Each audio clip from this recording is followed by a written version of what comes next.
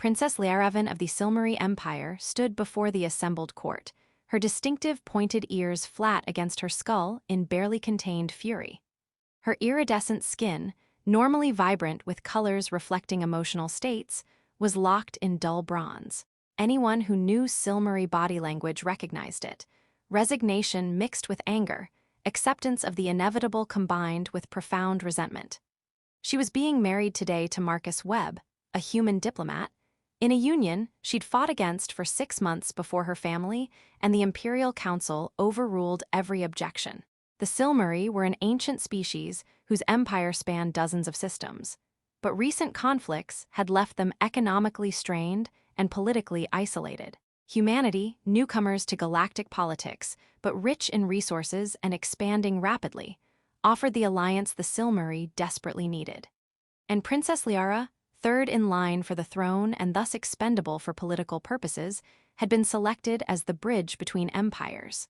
Liara had met Marcus exactly twice, formal diplomatic receptions where they'd exchanged maybe 20 words through translators. He seemed competent, polite, utterly unremarkable. Just another political functionary doing his duty to secure advantageous alliance for his people. She knew nothing about him beyond his official record. Decorated Earth military service, successful diplomatic career, various commendations that meant nothing to her because they described a stranger. What she did know was that she'd had plans.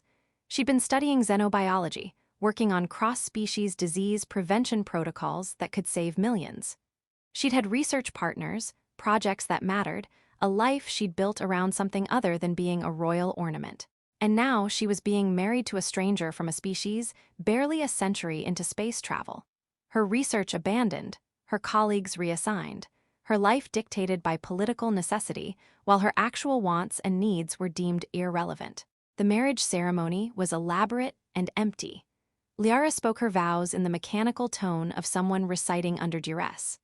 Marcus spoke his in accented but competent Silmari, which would have been impressive if Liara cared enough to be impressed by her political captor learning her language. They were married, the alliance was secured, she was trapped, and she made absolutely no attempt to hide her resentment.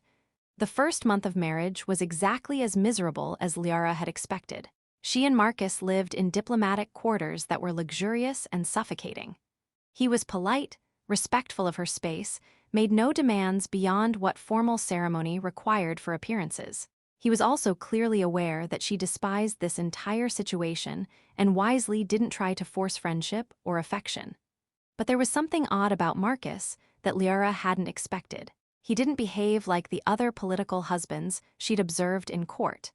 He didn't treat the marriage as an acquisition or an opportunity to advance through her family connections. He didn't make demands or assert authority or try to control her beyond what protocol required.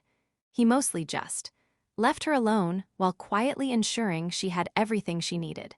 It was during a formal dinner, one of the endless diplomatic functions they were required to attend as symbols of the alliance, that Liara's carefully maintained composure finally cracked. Months of resentment boiled over into a rant about how she'd been forced to abandon her research, her colleagues, her entire life for a political arrangement that treated her like property to be traded.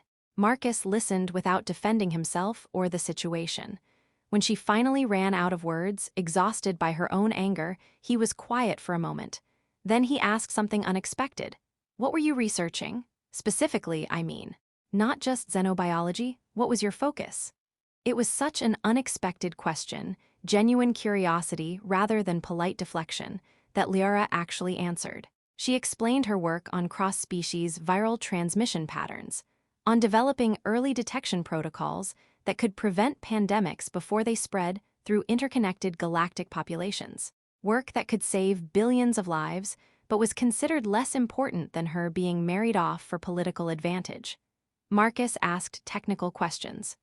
Good questions that showed he actually understood the science rather than just performing polite interest. He admitted he had background in epidemiology from military service dealing with outbreak management in colony situations. They talked for 3 hours, the first genuine conversation they'd had since being forced together.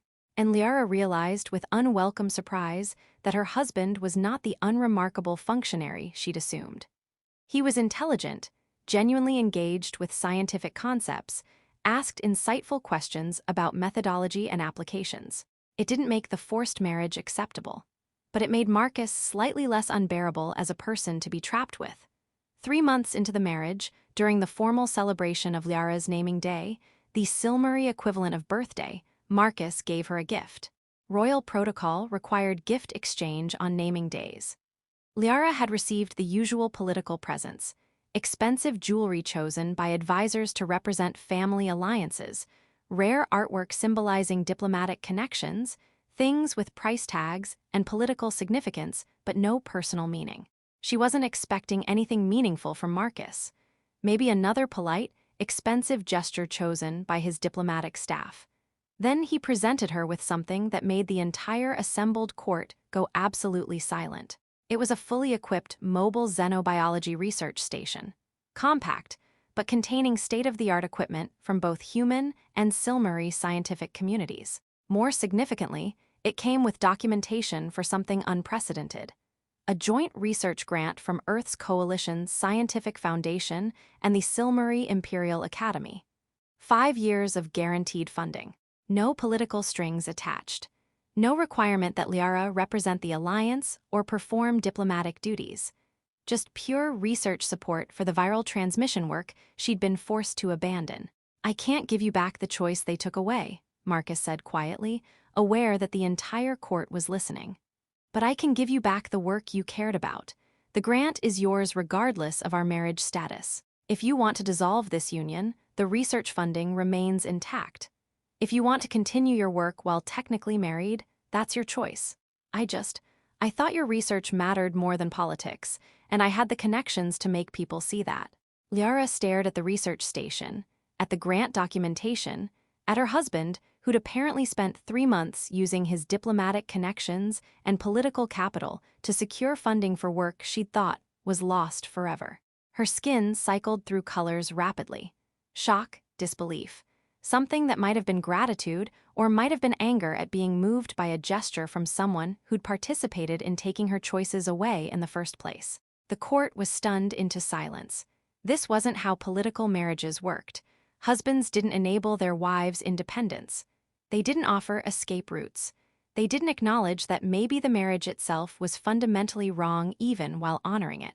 Marcus had just broken every unspoken rule about how these arrangements functioned, and he'd done it publicly where everyone could witness. The gift became a diplomatic scandal. Conservative elements in both Silmary and human governments argued that Marcus had undermined the political purpose of the marriage by giving Liara independence and the means to potentially dissolve it. Progressive factions celebrated it as proof that political unions could involve actual respect and agency rather than just transactional exchange.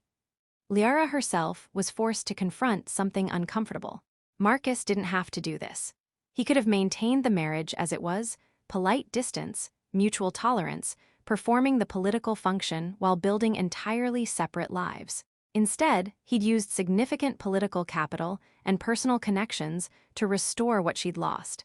And he'd done it publicly without expectation of gratitude or changed feelings. She confronted him in their shared quarters after the naming day celebration, her skin cycling through colors that indicated she was struggling with complex emotions. "Why did you do that? You had to call in favors from multiple governments. You damaged your diplomatic standing by publicly questioning the marriage's fundamental premise. Why risk all that for research I told you I cared about during one dinner conversation?" Marcus met her eyes steadily. "Because you were right. You were forced to abandon work that mattered, work that could save lives, for a political arrangement that served everyone except you. I couldn't undo the coercion that brought us here, but I could at least try to restore what was taken. Whether you stay married to me or not is secondary to you having the choice to do work you're passionate about. But if I dissolve the marriage, the political alliance will survive or it won't," Marcus interrupted. "But it shouldn't survive by requiring you to sacrifice everything that makes your life meaningful. If our governments can't figure out how to cooperate without using you as a bargaining chip, that's their failure, not yours." Liara stared at him, and something fundamental shifted. Not love, that would be absurd after 3 months of coerced marriage, but respect. Genuine appreciation for someone who saw her as a person worth enabling rather than a political asset to manage. She didn't dissolve the marriage, but she did transform it. She returned to her research, spending months in the field and laboratories while Marcus handled diplomatic functions. They built a partnership based on mutual respect rather than obligation, supporting each other's work, celebrating each other's successes, existing in a marriage that was real because it was chosen daily rather than imposed once. Years later, when Liara's pandemic prevention protocols saved millions of lives during a cross-species viral outbreak, reporters asked about the unusual marriage that had allowed a princess to become a leading xenobiologist. Liara gave her characteristic answer. "My marriage began as coercion, a political necessity that took my choices away. What changed everything was when my husband acknowledged that coercion and used his position not to benefit from it, but to restore what was taken. He gave me back my work, my agency, my right to choose what my life means. That gift transformed obligation into genuine partnership." Marcus, when asked the same question, said simply, "Liara was forced to abandon work that mattered for political convenience. I had connections to fix that.